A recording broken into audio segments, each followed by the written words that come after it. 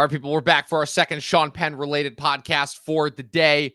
We're doing our Actors Hall of Fame for September, and I believe, if I'm not mistaken, this is the first time that we've done one of these directly after the new movie that the actor who we're talking about in question is in has been released, and after we've already reviewed it. Our Sean Penn Hall of Fame in response to the release of One Battle After Another this past weekend, which we just reviewed this morning.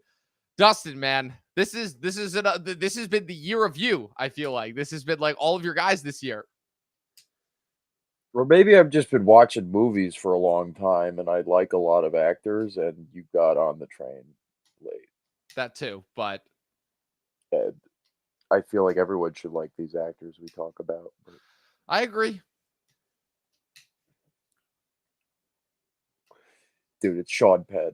Yeah, I love this. This is so cool. Like, probably like the first dramatic actor I really fucked with, because I'm not going to give anything away, but we'll get into that. But let's just say, very important actor, a guy who has a very unlimited amount of range. I finally caught up with a couple of his movies this year, but I saw a majority of them when I was a teenager or in high school. And yeah, one of my favorite actors, one of the coolest actors of all time in a multitude of ways. Is he controversial? Sure. I got in an argument, not really, but like, a disagreement with somebody on Twitter, and they were saying like, "Oh, well," as soon as they found out like the Madonna allegations weren't true, like she recanted that he never hit her. He was just like, "Yeah, but he beat up paparazzi." Wait, seriously? That was You their give comeback? Yeah, you give a shit about paparazzi? Some of the Wow. shittiest people of all time, probably the Yeah. worst profession Literal of all human time. leeches. Literal human leeches. Yeah. Because they suck off of the lifeblood of celebrities in order to just, thrive, essentially. I can't believe I just Yeah, I'm not gonna cry if a paparazzi gets punched. Yeah. Okay, that's why most of them get into that line of work to begin with. And he's one of the most uh inspirational actors. Like, he's inspired like a whole generation of stars. He inspired Ben Foster so much he wanted to fuck Robin Wright, and he did. So that happened. Um, yeah, it's an incredible career.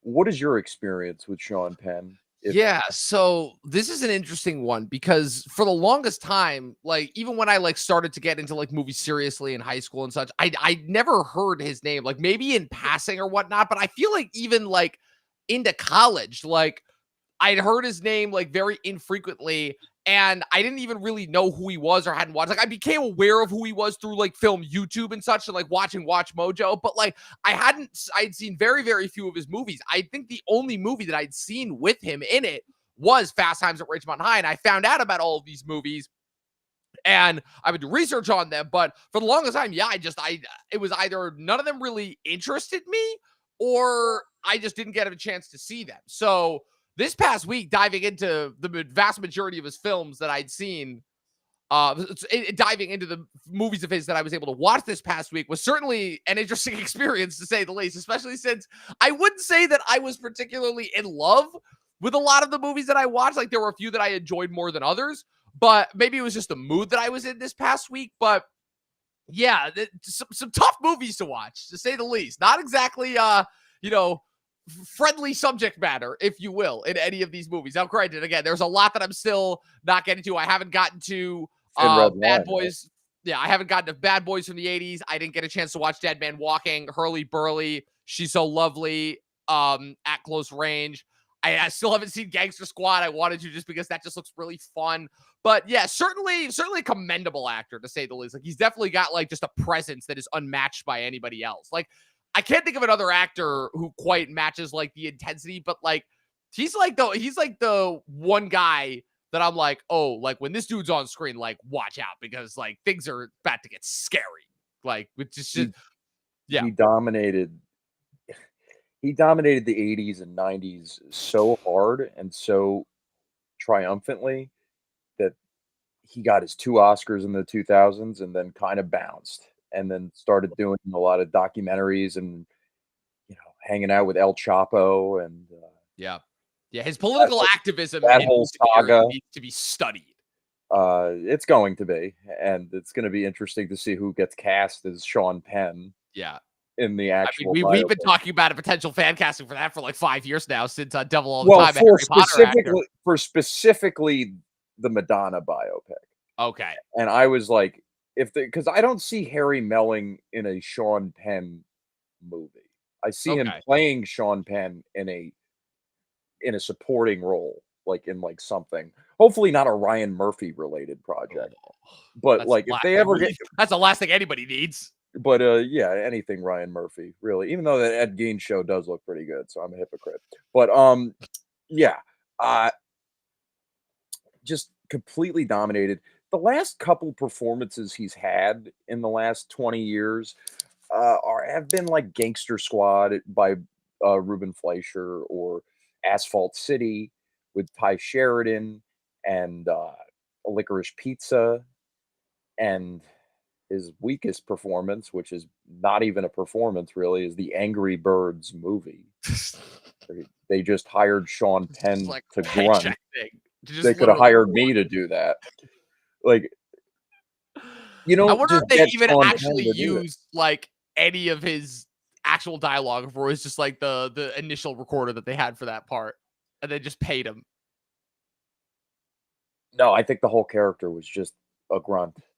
I'm pretty sure. I don't believe there was the scene in that movie. It's so dumb. Good It's so movie, though. dumb. Oh, Good. how That can was we forget his appearance in The Tree of Life, the worst one of the worst movies I've ever seen. yeah, he's like the main character of the Tree of Life. That's kind of a movie for me. And the game is like probably my least favorite David Fincher movie. Really? Okay. Probably. Yeah. Just because of how like inconsequential it all is and how like it's like nothing matters. I don't like those endings where it's just Oh, like, oh, okay. yeah, I see. nothing really matters, Yeah. actually. Yeah. It was all a trick. Fairy dust. And then, The Secret Life of Walter Mitty was probably the best performance he's had in the last 15 years. He had a small but vital role in there. And I don't want to be remiss to mention his brother, Chris Penn, was Yes. also an excellent actor and gone way too soon. Yeah. Way, way too soon. But, A couple of iconic ones, Reservoir Dogs, True Romance, The First Rush Hour. yep, Starsky and Hutch, like, he's, like, super iconic and lit up the screen every time in a different way than his brother did. Like, he was Right. a great actor, and, yeah, Funny thing is I'm pretty sure I saw Chris Penn in more things initially than I did Sean Penn. probably, probably you did. Um, but just to get some honorable mentions out of the way, Colors, the Dennis Hopper, movie, where he actually did kick the shit out of, an extra apparently, and he served time for it, so that's kinda hilarious, and he was in the same jail as Richard Ramirez. Wow. I wonder if they had any conversations, how interesting that would have been. I think he did. I think he talked about it on John Mulaney, Everybody's in LA. Uh, and then I Am Sam, which we talked about a little bit this morning. Yeah, he's Yep. very, very, very, very committed to this movie, and Yep. it's very Little entertaining. one would say almost a little too committed. Well, too. He should be committed for this. But yeah, Bad Boys, not the Michael Bay, Will Smith movie, but a prison, a youth prison drama from the 80s. Very, very campy, but cool and badass and grimy. Sweet and Lowdown, which he was nominated for, the Woody Allen film. Very, very fun and different performance from him for sure. At Close Range, which he also co-starred with his brother, opposite Christopher Walken. Very tense, crazy little domestic thriller. Thin Red Line, uh, one of the better Terrence Malick movies. He's terrific in it.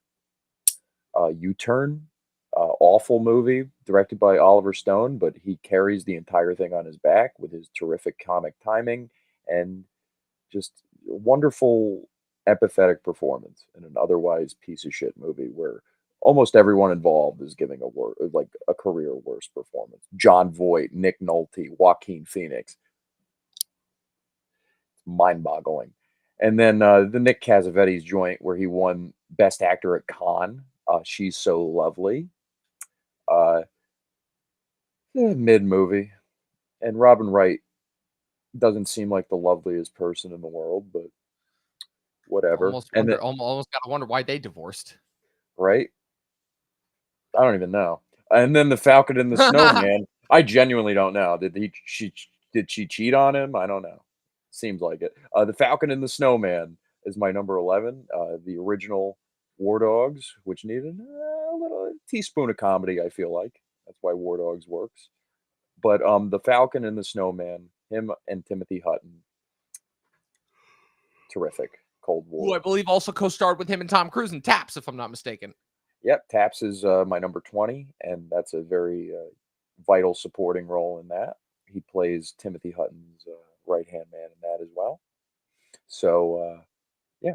Any honorable mentions for you? Or, Nope. Like I said, it's just the 10 that I have, because outside the 10 that I have, the only other movies of his that I have seen are Licorice Pizza and The Tree of Life, and none of those movies are I even want to talk about. So just gonna say I made a little bit more of an effort on the Tom Hardy one. Okay, heading into number 10. I got as many done as I could. Given the time that I had.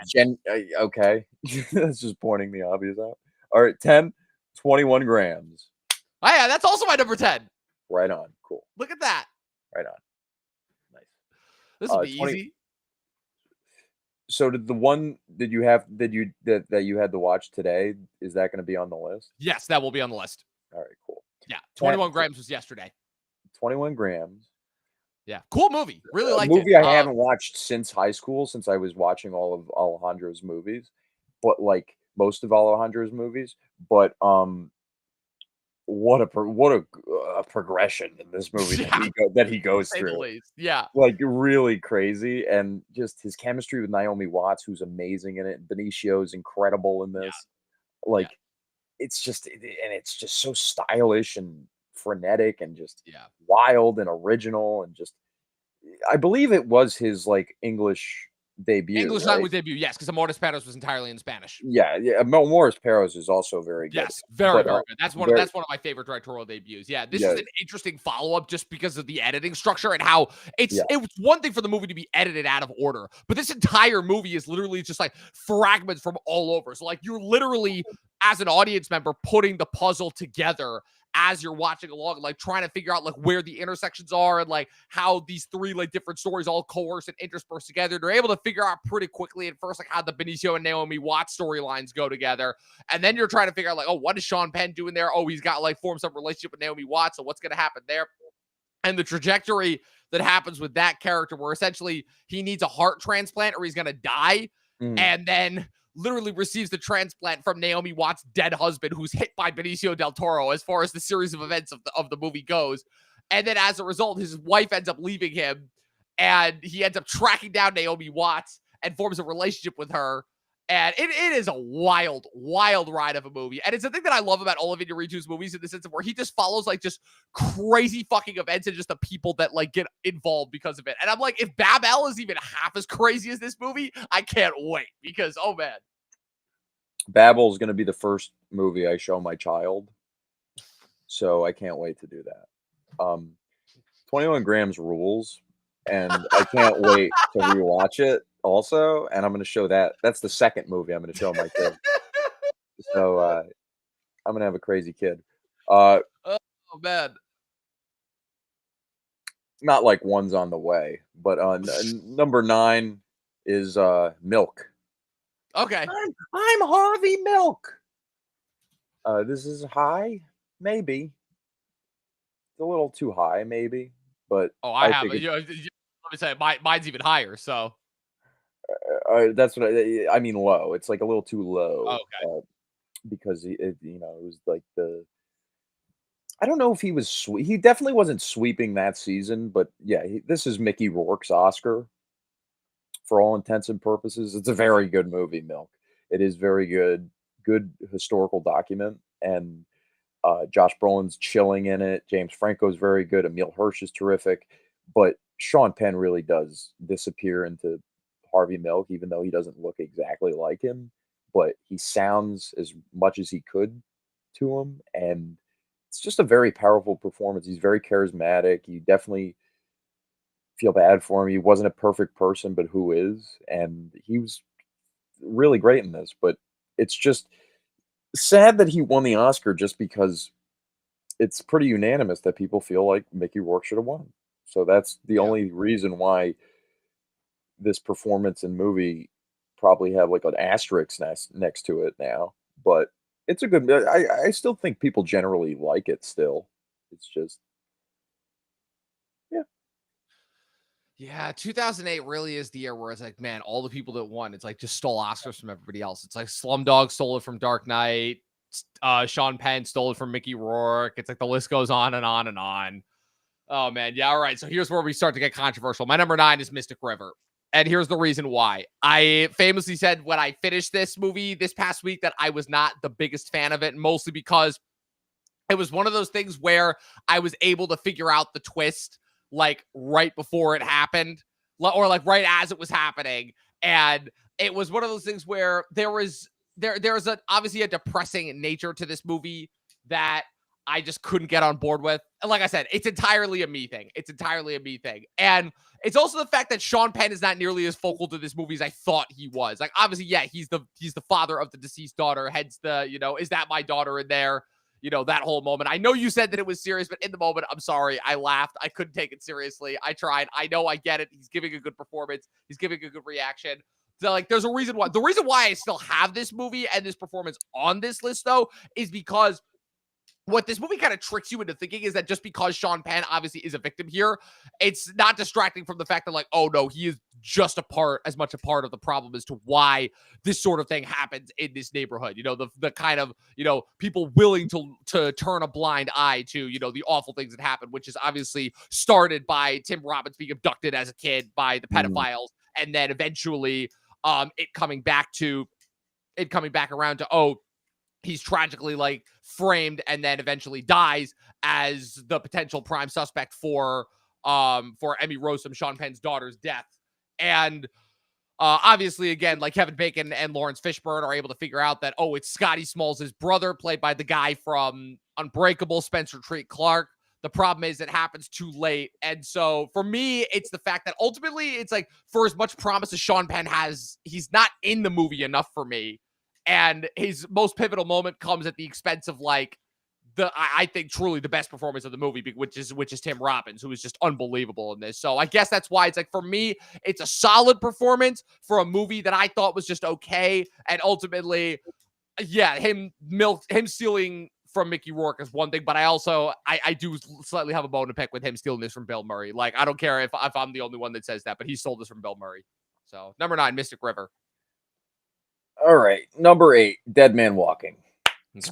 Speaking of Tim Robbins, yeah, very good movie, really good, gripping prison movie. It's about a guy who is guilty, and he's a guy who's really trying to repent before he gets sent to the electric chair. And Jack Black plays his brother. Peter Sarsgaard plays one of the guys that plays the guy that he kills. It's just a really gripping movie. Susan Sarandon's excellent in it, and her Academy Award-winning performance. 95, he lost to Nicolas Cage. Yes, he did. Appropriate. But he's very, very good in this movie. Just excellent performance. He'll bring you to tears. Maybe some people have a bone to pick with the Southern accent. I thought it was awesome. So it's a really, really good movie. I'm sad that you didn't watch it. Yeah, that was one that slipped through the. Also, you know what it was? It was after, like I said, a week of movies that made me damn near want to slip my wrists. Like, I needed something like hopeful, which is why I chose to watch the movie that I did. instead. So which brings me over to my number 8, and one of a couple reasons why this was a tough week for me. Casualties of War, one of the most absolute brutal, miserable movies that I have ever seen. It's like, hey kids, you want to see what soldiers really did in order to take out some of their anger that they had at the Vietnamese. And as I'm forced to watch poor Michael J. Fox go along as his squad consisting of Sean Penn, John C. Reilly, John Leguizamo, and Don Harvey go and abduct a Vietnamese woman in order to use her as a sex slave. And despite everything that he does in order to try and help her escape without breaking rank, she ultimately is unfortunately brutally killed. And then when he tries to report it to the higher-ups, nobody gives a shit. This is one of the most bleak, miserable movies I have ever seen. And Sean Penn, let me tell you something. So the thing about each one of these guys, I'm like, wow, this is actually kind of brilliant in terms of how Brian De Palma portrays like different elements of evil here. Because like you have Leguizamo, who at first is like notably verbalizes that what they're doing is wrong, but chooses to go along with it out of fear, making him like the worst kind of person. Don Harvey, who is like foaming at the mouth to just be like, oh no, I just am ready to be like openly evil. Like I just don't have a consciousness. Mm-hmm. John C. Reilly, who is so dumb that he thinks that what they're doing is awesome, which I'm like, I don't even want to think about like the lack of brain cells that he has in order to think that what he's witnessing is awesome. And what I'll say about Sean Penn is that as heinous and as disgusting as his actions are in this movie, the movie still does a decent enough job of making you understand where he's coming from, because in his mind, he just watched his best friend get blown away, the Eric King character that dies in the beginning, and he's just lost like any like last ounce of like potential like morality, if you will, and he just like needs to take his anger out. So does he do it in the right way? No. And again, he chose to be the worst person possible. And I really, really do feel bad for Michael J. Fox, like just being forced to witness all of this. But yeah, this is a harrowing movie, but it's a movie that like there's never quite been a Vietnam movie that gets like this, because that shit like this happen all the time in Vietnam. But this is the movie that has the balls to actually show it. So yeah, it has to go on this list. Casualties of War. All right, number 7, State of Grace. Okay, that is also my number 7. Phil Joannou, really awesome. Really good director. This is a movie that's grown on me. I get that like some of it is like formulaic, but it's done so well. And the entire cast, even Robin Wright, is excellent. Gary Oldman, spoiler, that's gonna be my number 1. For Gary Oldman. Incredible. He's absolutely it's between that and True Romance for me still, but like he is a force to be reckoned with in this movie. Good God. Screen time alone. I was almost like, wait, this is Sean Penn's movie? Like, are we sure this isn't Gary Oldman's movie? Like, but Sean Penn is the glue holding it together, because you need like that lead actor who's convincing as this tough as nails undercover cop. And John Turturro is very good in this too. And Ed Harris as the main bad guy is excellent. John C. Reilly, of course. Yep. Also, John C. Reilly popped up in a few of these movies. I'm like, huh, cool. Yeah, right. And he's awesome in this too. And that's he's like the catalyst for how Gary Oldman really starts to lose it. Yeah. And Sean Penn's just his intensity in this is palpable, and just like his heartbreak to like what he has to do in order to do his job, and it's like tearing him apart, and it's like he's incredible in this. And it's like I don't want to say too much about Sean Penn's performances in certain movies, because you just have to see it to like experience it. I sound pretentious, but whatever. It's just an incredibly well directed film that was overlooked because of Goodfellas in 1990, but still Gary Oldman needed a nomination for this. What's interesting about this one, about that statement, is the fact that when this movie starts, I'm like, oh, it's Goodfellas, and then I'm like, oh, it came out the same year as Goodfellas. I'm like, deals with relatively similar subject matter. It was, correct me if I'm wrong, but like, was it around the same time as when Goodfellas takes place, or no? No, I think it's supposed to be like modern day. Yeah, okay, so it feels like modern day, like set in the 90s. Yeah, because there's that whole sequence in the bar where the Guns N' Roses song is That's playing. right. That's right. Yeah. So it is supposed to be contemporary. But the thing for me that really separated this is halfway through when the movie becomes The Departed. And I'm like, oh, it's like you've got the Departed element too, where he's undercover, which I didn't pick up on at first. I should have, because the thing that threw me off is the movie starts with John Turturro giving him the bag of guns, which that doesn't pay off until the ending. But then like you see him shooting Turturro with the gun deal that goes bad.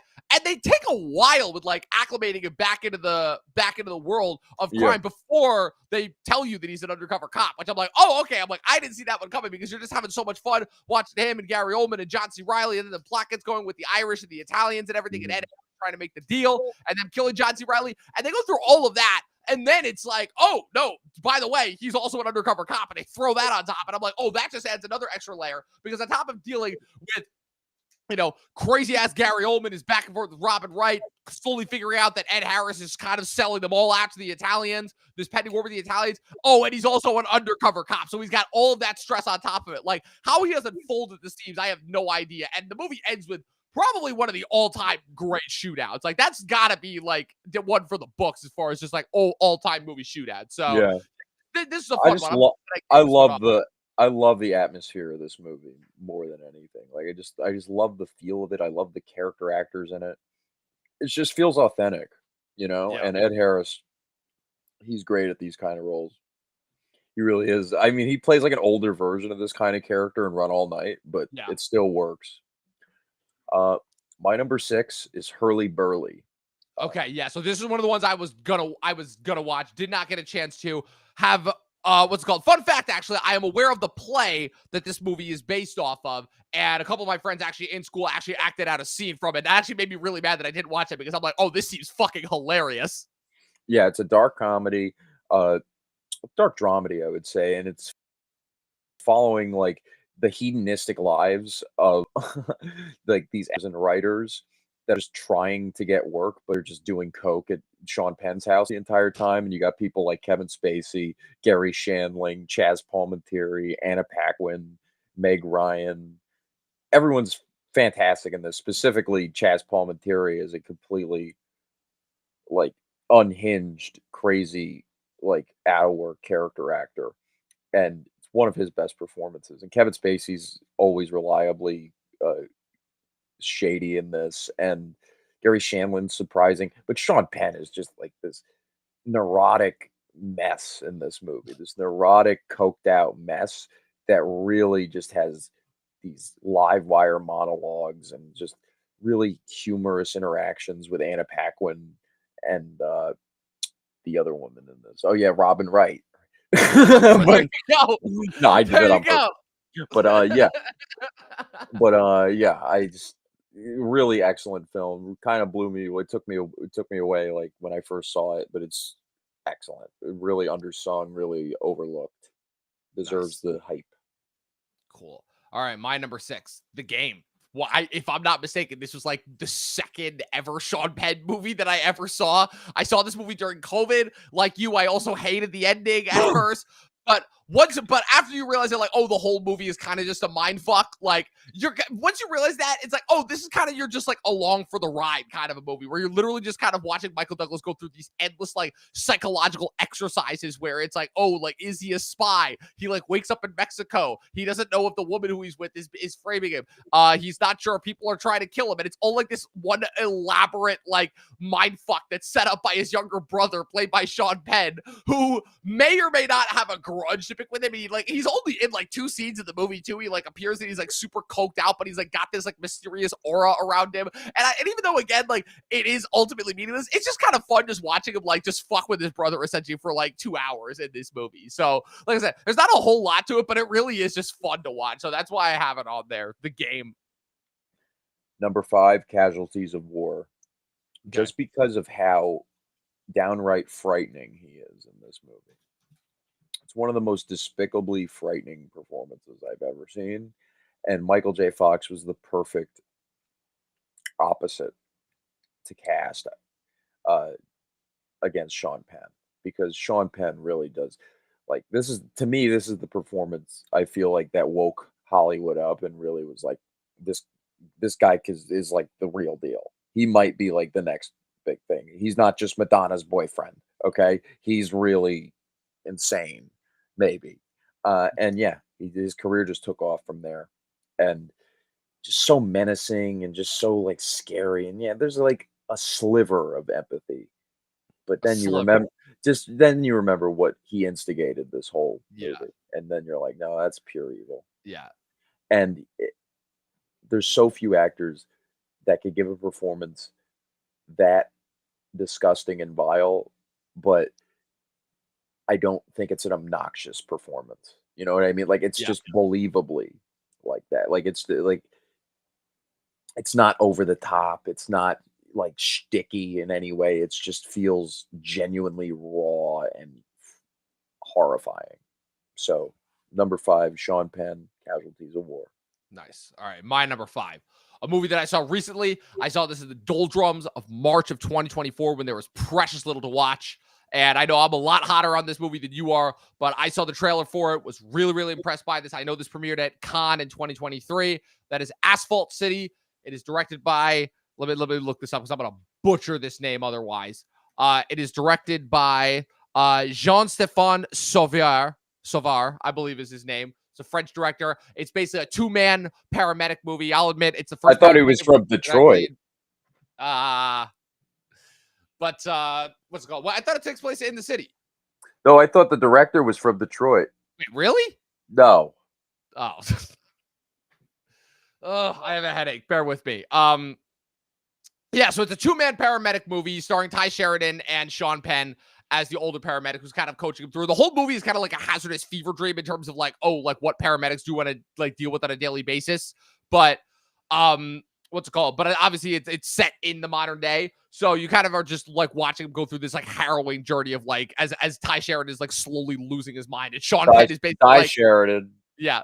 And Sean Penn is basically like there to coach him, sort of, but he's also kind of like, yeah, listen, like we do what we can to help these guys, but there's only so much that we can really do. And Sean Penn throughout the movie does some pretty despicable acts, but I don't know. I feel like this was like the first thing that we'd seen him in a while. Like he had a little bit in Licorice Pizza during COVID, but like this was really the thing that said, oh, Sean Penn's back, because he had that Daddy-O movie later on that year as well, I believe. And now obviously he's in One Battle After Another this year. So I think it's safe to say that like, yeah, I think Sean Penn's back at least for a little bit. So, but yeah, this was a really, really good movie. I really enjoyed it. He had a pretty tragic arc and ending in this as well. And it was the first time that I'd seen it like, oh, he could be like really, really empathetic. So yeah, Asphalt City, number 5. Number 4, Mystic River. Got to do Mystic River. It's more than just the crying scene, okay? He's also absolutely frightening in this movie. Like just completely like the biggest like No doubt about it. mob boss. Don't fuck with him. He has that one scene where where he loses his composure and cries, but the rest of the movie he's just like, don't fuck with that guy. Don't even talk to him. He's like he'll find a reason to kill you. You know what I mean? Like he does near like at the end of the movie. So yeah, everyone in this movie is great. Uh you thought it was Smalls. I did think it was Smalls at first. And by the way, the best part of Asphalt City was Michael Pitt, and that was the one part of the movie you didn't like. And I'm like, Correct. he's the one thing adding any spontaneity and originality to it. And you're like, He's just like, oh, no, I'm just crazy for the sake of being hated crazy. it. No, it wasn't, because he was also a paramedic, and they were showing the dark side of the paramedics with him losing his mind, other than the Sean Penn one, because Sean Penn was too inner and too reserved to really show it after a while until it got too late. But then Michael Pitt was just not really hiding anything. And I love the scenes where he's fucking with Ty Sheridan. But Mystic River, Tim Robbins deserved the Oscar, and Sean Penn deserved the Oscar, because he was fucking overdue. Totally overdue That is by true. that point. He hadn't won by that point. And Bill Murray was just getting inaugurated with the Academy at that point. They were just like, oh yeah, he's done a lot of great work over the years. Let's give him a nomination finally. You know, that they haven't done with Adam Sandler yet. And as amazing and as great as Bill Murray is in that movie, and I love that movie as well, he's not doing what Sean Penn's doing in this movie. I'm sorry. And I know it's intentionally a much subtler performance, and it's a much more meta performance comparatively. But like, Sean Penn really needed to like go there for this. and he did the accent right. Everyone has great chemistry with each other in this, and it's just a perfect, like a near perfect crime drama. Like the first time I saw the movie and the twist happened with Smalls' brother, like that was like legitimately well done.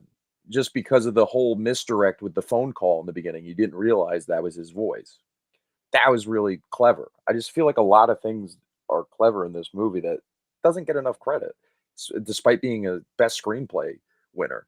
So it's just like, yeah, I don't know why people are so snarky about this movie and that performance.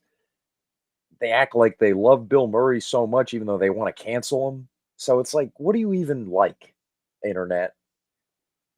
Whatever, Mystic River. All right, my number 4, Milk.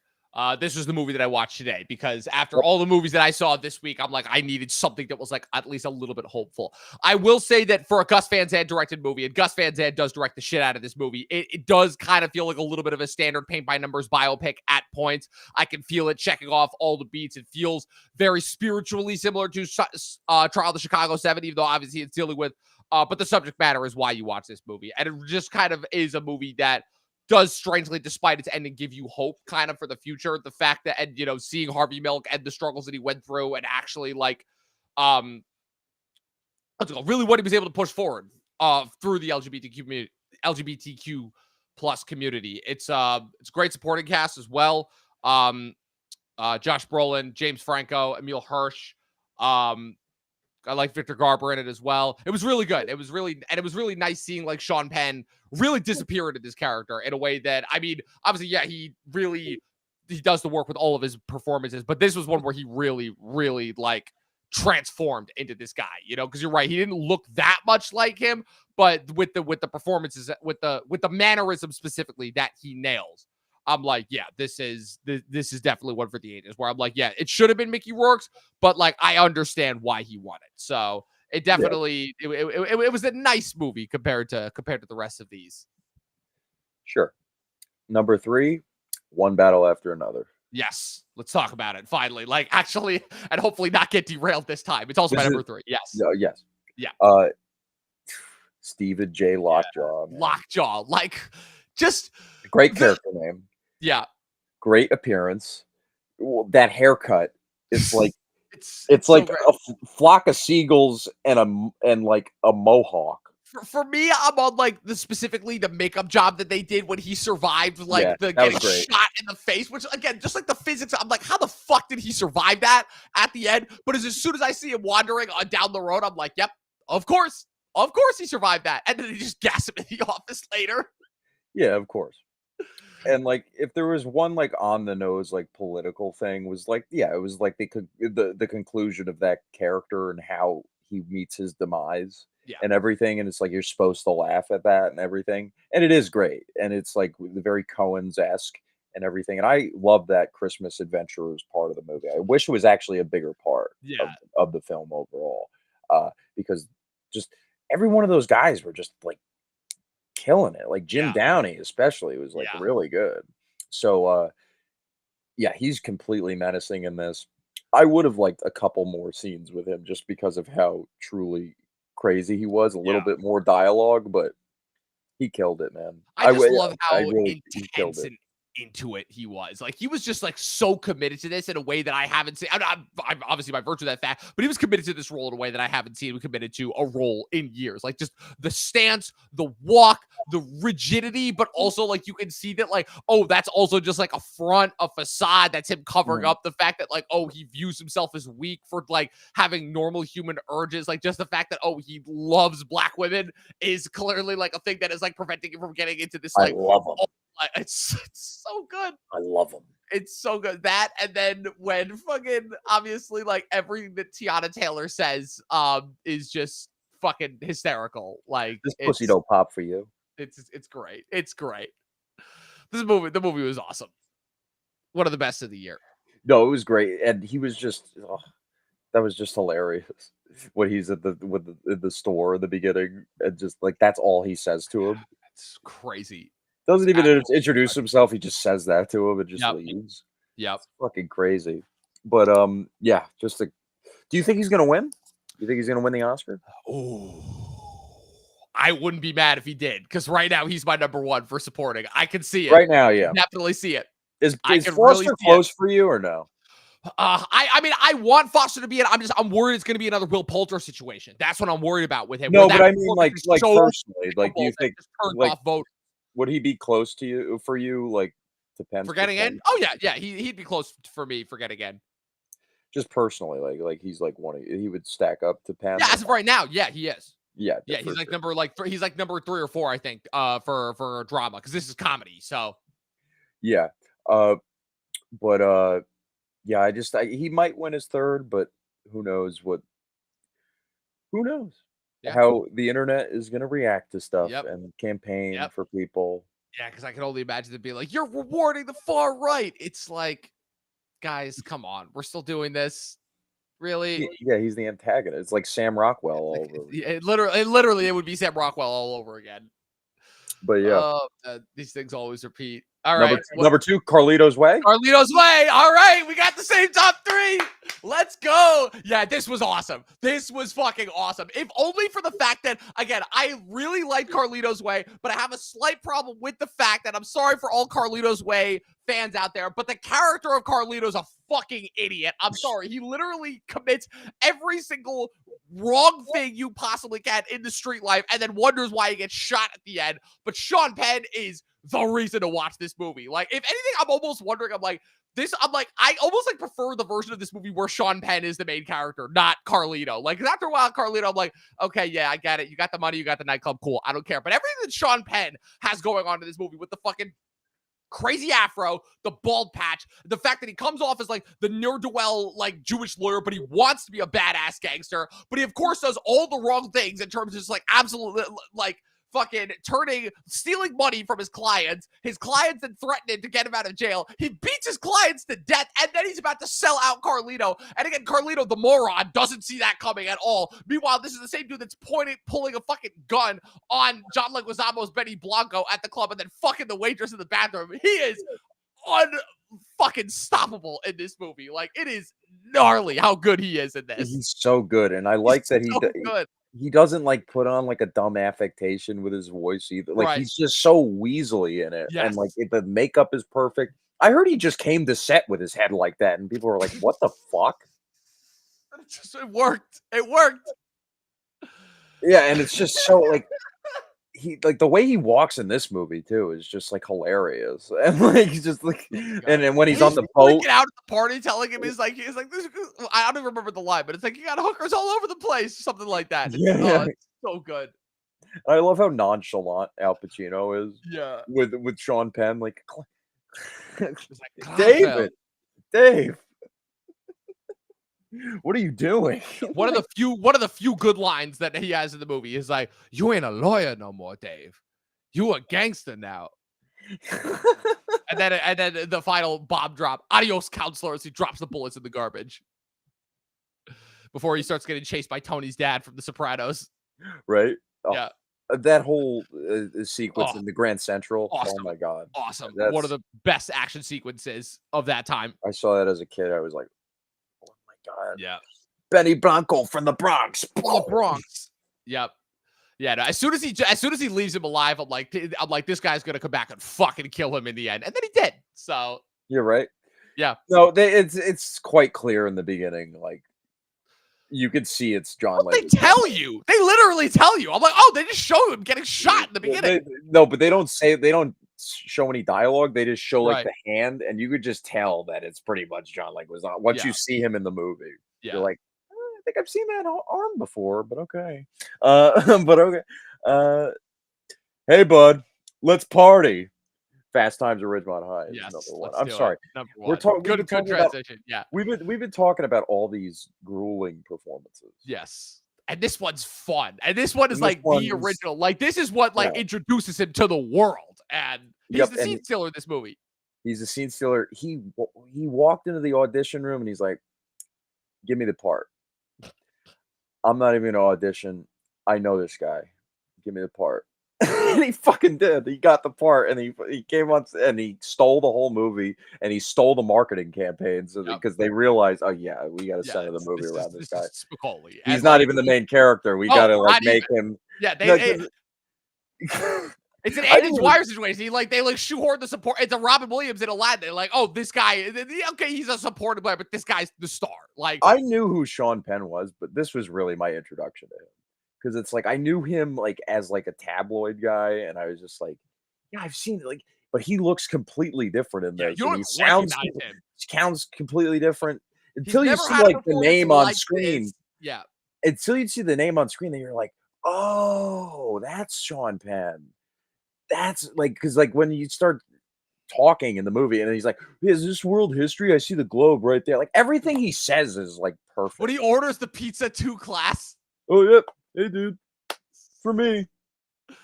Oh man, this is like the inception of like all. I feel like all of your favorite characters in movies that were like started with this guy It's potential. This is probably the greatest comedy character of all time. up there. Honestly, Definitely it's up there. pretty much like the most quotable. It's the most ripped off character for sure. Pauly Shore made a career out of that in the Yeah, '90s, but like to varying levels of success.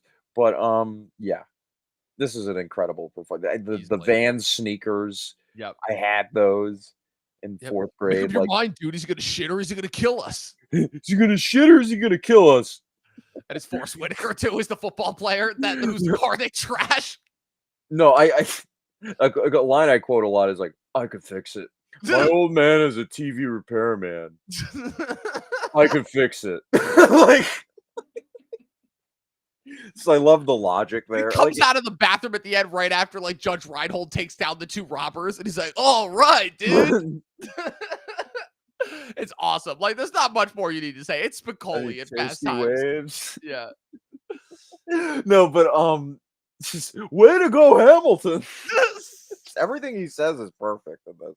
And just his arc with Mr. Hand is like It's so good. beautiful. Also, the fact that there's a teacher named Mr. Hand is Aloha, Mr. Hand. Aloha, Spicoli. It's great. Like, It's there just was nothing great. else that could have been number 1. Literally nothing else. It's the greatest. Yeah. All right. So we have, how many do we have in common? 1, 2, 3, 4, 5, 6, 7, 8. We have 8 in common. So we just have to pick the last 2. So you pick 1 and I pick 1. Hurly Burly. You're going Hurly Burly over Dead Man Walking. Okay. Yep. And I, for mine, am going with. I really like Hurly Burly. Here. Drum roll. Build up suspense. And I am going with.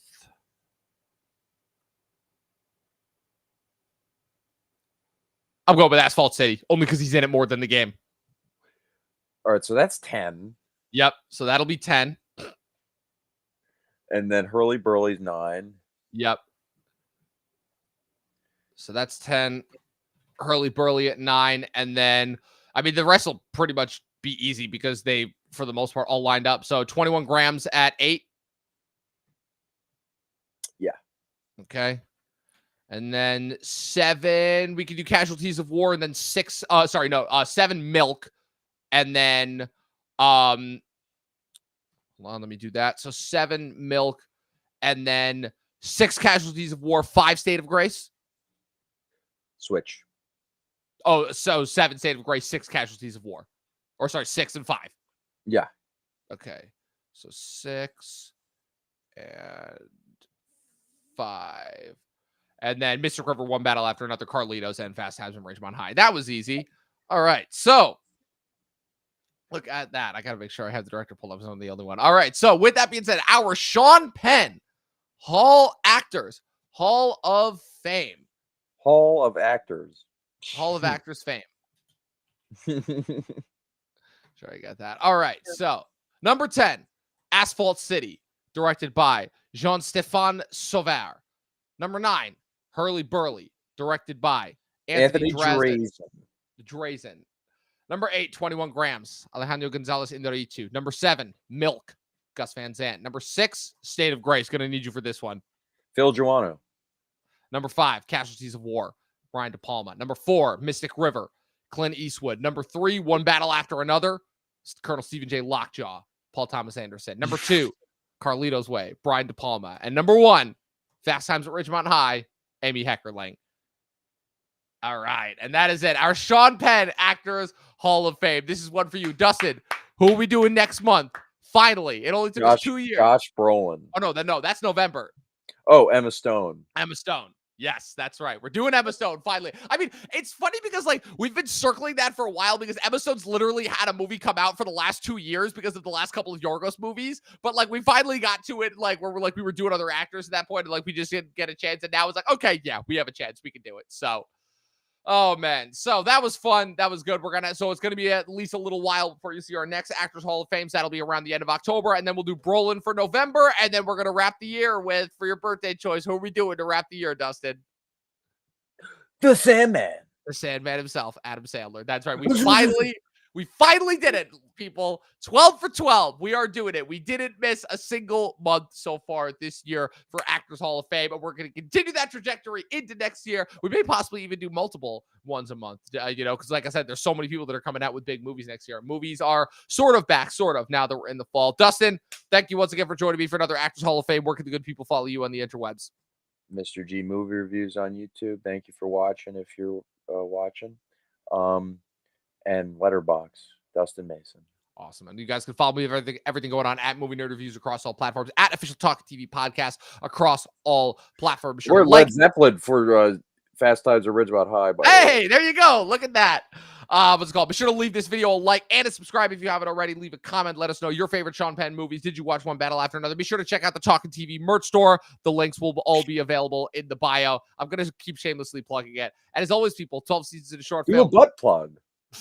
I might. If they have the option. Butt plug. If they have the option, I might literally stick it up your ass. 12 seasons in a short film and watch more fucking movies. We'll see you guys next time.